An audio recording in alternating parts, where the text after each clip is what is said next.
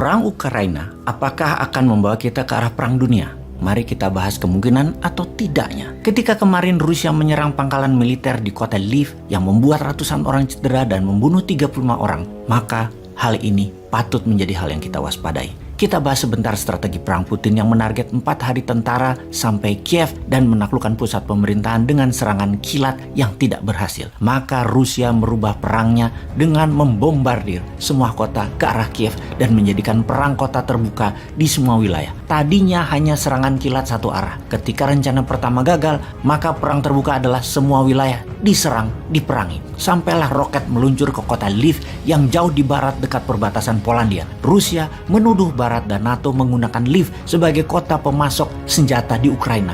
Masuknya mercenaries, masuknya tentara bayaran, suplai logistik semua itu melalui Lviv. Bagi Amerika yang ketika itu Biden lagi kampanye harus segera balik ke Gedung Putih dan Gedung Putih menyatakan serangan terhadap anggota NATO, karena Polandia adalah anggota NATO, akan menjadi dijawab serius dengan perang. Polandia akan menjadi ground base persenjataan dan pasukan. Saat ini di Polandia sudah kedatangan lebih 10.000 tentara, di mana 4.000 tentara itu dideploy oleh Amerika. Terlihat intensitas kegiatan militer meningkat tajam masuk dan keluar Polandia. Dan inilah hal yang ditunggu-tunggu, akankah perang dunia ketiga itu terjadi. Kemarin Swedia juga menuduh Rusia melewati wilayah udaranya. Ditambah lagi, 143 negara di PBB menentang agresi militer Rusia ke Ukraina. Kemudian Rusia mengancam balik semua negara yang menentangnya dan akan melakukan pembalasan. Ditambah lagi, lebih dari 1 juta warga mengungsi dari Ukraina, kebanyakan ke Polandia, yang lainnya ke Jerman, Rumania, Slovakia, Belarus. Ini merupakan jumlah terbesar perpindahan migrasi manusia melebihi Perang Dunia Kedua di awalnya. Jadi, kita harus mempelajari polanya dan patternnya. Setiap hari, perang semakin membesar, semakin meluas. Setiap hari, semakin banyak negara yang terlibat. Setidaknya di awalnya adalah menerima pengungsi yang diduga akan mencapai 3 juta manusia mengungsi dalam 3 minggu ke depan. Ini akan membuat negara-negara penerima pengungsi menjadi bermasalah di dalam negerinya. Dengan adanya ini semua, bisakah ini menjadi pemikiran kita akan terjadi Perang Dunia Ketiga? Di Afrika, banyak negara yang mengharap Perang Dunia Ketiga terjadi di Eropa karena akan membuat mereka, negara-negara Afrika, akan terbebas dari belenggu jajahan ekonomi Tiongkok dan Eropa yang akan membuat negara Afrika menjadi negara maju dalam waktu yang cepat. Sekali lagi, Afrika sangat memerlukan Perang Dunia Ketiga ini terjadi. Pakar geopolitik dunia bahkan sudah mengatakan kita saat ini sudah memasuki Perang Dunia Ketiga. Bahkan dalam pidato kenegaraannya 2 minggu yang lalu, Ratu Elizabeth sudah menyatakan kita ini Inggris tentunya, harus bersiap masuk dalam Perang Dunia Ketiga, di mana Ratu Elizabeth mengatakan ketika ayahnya di tahun 1938 menyatakan Inggris dalam keadaan berbahaya dan masuk ke dalam Perang Dunia Kedua, tidak pernah saya bayangkan di zaman modern ini. Saya harus juga mengatakan hal yang sama sekali lagi untuk Inggris. Sekali lagi, apakah ini masuk kategori perang dunia? Apa itu yang dimaksud dengan perang dunia?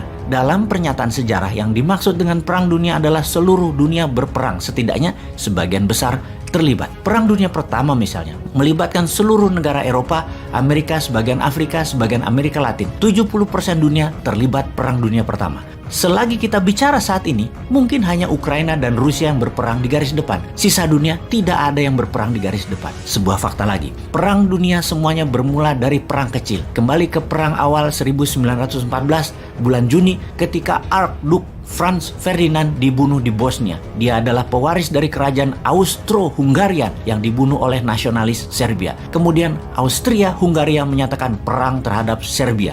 Setelah itu, efek domino terjadi. Di tahun 1915 banyak negara masuk dan terus bertambah sampai 1916. Puncaknya hampir semua negara masuk Perang Dunia Pertama di tahun 1918. Amerika, Brazil misalnya, yang jauh di seberang lautan pun terlibat. Ini semua diawali dengan 2 negara perang dan 1 pembunuhan. Perang Dunia Kedua sekarang diawali Jerman menginvasi Polandia di 1 September 1939. 2 hari kemudian Inggris dan Prancis menyatakan perang terhadap Jerman. Efek domino terjadi dan seluruh dunia berperang. Setidaknya ada 50 juta manusia langsung atau tidak langsung meninggal akibat Perang Dunia Kedua. Sekali lagi, hal ini terjadi karena 1 negara menginvasi negara lain di awalnya. Jadi perang dunia di awalnya tidak selalu masif, kecil, yang akhirnya menarik banyak negara terlibat. Perang Dunia Pertama diawali dari 2 negara menjadi USSR, Inggris, Prancis melawan Austria, Hungaria, Jerman, dan Italia. Perang Dunia Kedua aliansinya adalah Jerman, Italia, Jepang melawan Inggris, Prancis, USSR, Amerika. Sekarang yang kita lihat adalah dua negara berperang, Ukraina melawan Rusia. Kita melihat peta dunia dalam resolusi perang Ukraina, 141 negara menentang Rusia, 5 mendukung, 35 abstain. Inilah peta aliansi versus Axis power Rusia. Di belakang Rusia ada Belarusia, Syria, Korea Utara, dan Eritrea, sebuah negara kecil di Afrika seberang Yaman. Ada 35 negara yang tidak memihak manapun, sama seperti Amerika di Perang Dunia Pertama, tidak ikut-ikutan sampai kepentingan Amerika terganggu. Di tahun 1917, U-boat Jerman menenggelamkan 3 kapal niaga Amerika, membuat Presiden Amerika saat itu, Woodrow Wilson, menyatakan Amerika berperang melawan Jerman dan masuk ke dalam Perang Dunia Pertama. Dengan informasi ini, semoga sahabat dengan bijak bisa menyikapi apa yang akan terjadi dalam perang di Ukraina ini. Bosman kali ini tidak menyatakan akan terjadi atau tidak. Saya membiarkan sahabat yang menilai. Panjang sudah kita membahas di mana apapun yang akan terjadi, seharusnya kita, Indonesia, bersiap dalam war mode sejak jauh-jauh hari. Jangan masih memikirkan cari hutangan untuk membangun proyek diutamakan. Apa nggak mudeng ya bernegaranya, wahai Lord?